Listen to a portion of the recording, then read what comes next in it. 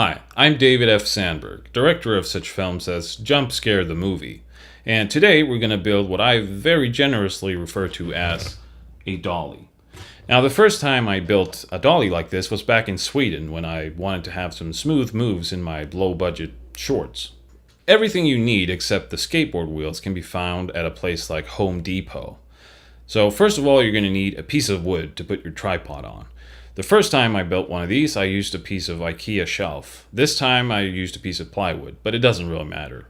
You're going to need 4 corner brackets. Now, what kind of corner bracket?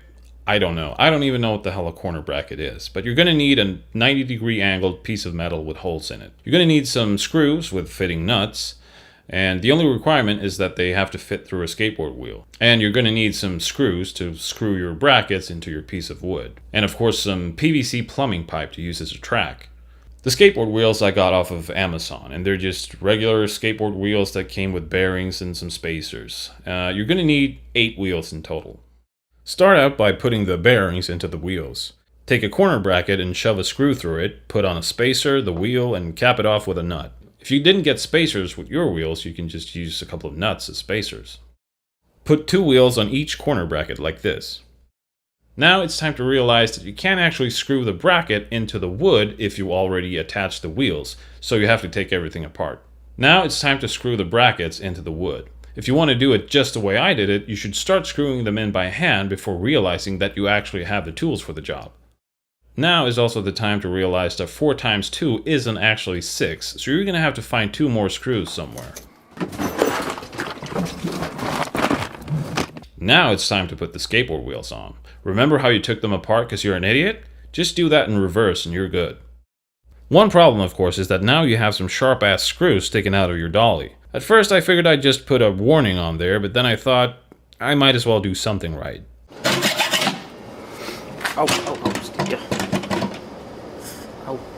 So what if you need longer tracks? Well, you can buy longer pipes, but they're a bitch to transport and handle, so instead you can attach several pipes together.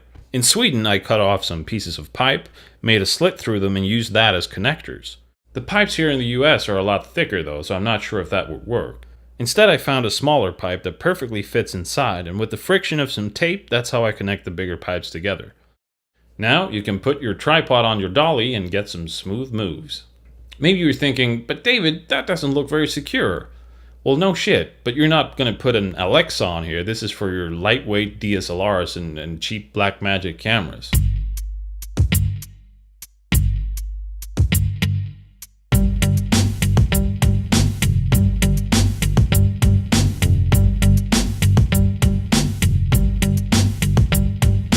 Now, even though this is a cheap-ass dolly, you may still be saying, but David, I can't even afford that. What do I do?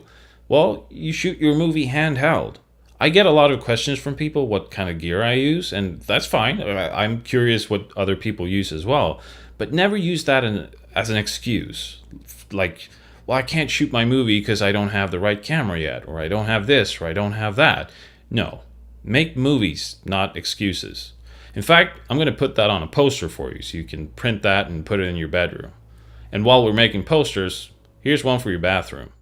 But David, you say, that's all well and good, but I'm a socially awkward, introverted weirdo who doesn't have any friends. How can I make movies? Well, that never stopped me.